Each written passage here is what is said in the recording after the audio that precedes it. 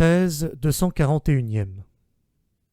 Nous autres, bons Européens, nous avons aussi nos heures de nationalisme, des moments où nous nous permettons un plongeon, une rechute dans les vieux amours et leurs étroits horizons. Je viens d'en donner un exemple.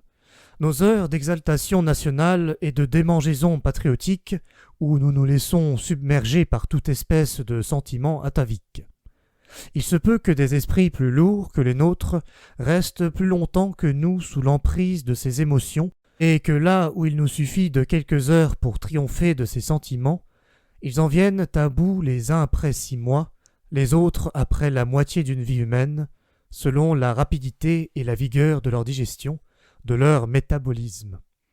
Je peux même m'imaginer des races obtuses et lentes, à qui même dans notre rapide Europe, il faudrait des demi-siècles entiers pour surmonter ces crises ataviques de régionalisme et d'attachement à la glèbe, et revenir à la raison, je veux dire au bon européanisme.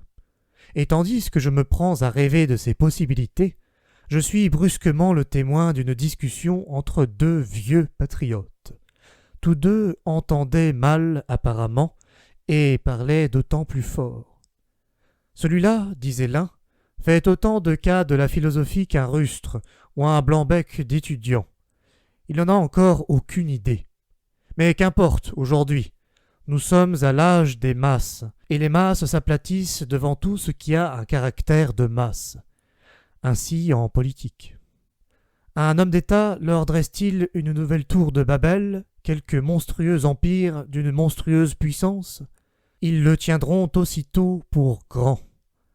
Peu importe que nous, plus prudents et moins excessifs, nous ne renoncions pas à notre ancienne croyance qui veut que seule une grande pensée confère de la grandeur à un acte et à une cause.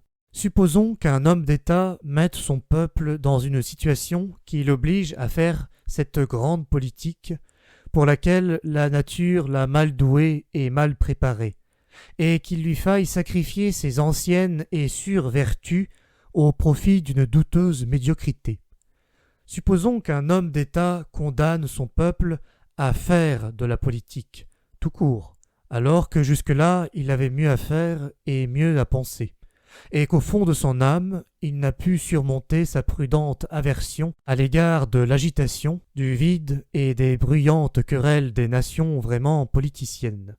Supposons que cet homme d'État aiguillonne les passions et les convoitises endormies de son peuple, qu'il lui fasse un déshonneur de sa timidité et du plaisir qu'il avait de se tenir à l'écart, qu'il lui impute à faute son intérêt pour les choses étrangères et l'infini qu'il porte en soi, qu'il déprécie ses penchants les plus spontanés, retourne sa conscience, rende son esprit étroit et son goût national. Un homme d'État qui ferait tout cela et compromettrait ainsi l'avenir de son peuple, à supposer qu'il existe, un tel homme d'État serait-il grand? Incontestablement, lui répondit avec vivacité l'autre vieux patriote. Sinon, il n'aurait pu réussir dans son entreprise. Celle-ci était peut-être folle, mais peut-être toute grandeur ne fut-elle d'abord une folie. Vous abusez du sens des mots, cria l'autre en guise de protestation. Parlez de force tant que vous voudrez, et de folie, mais pas de grandeur. Les deux vieillards s'étaient manifestement échauffés en se jetant de la sorte leur vérité à la face. Quant à moi, plongé dans mon bonheur et au-delà d'une dispute de ce genre, je songeais que le fort trouverait bien vite un plus fort et que l'aplatissement spirituel d'un peuple ne peut manquer d'avoir une compensation. Le progrès spirituel d'un autre peuple qui devient plus profond.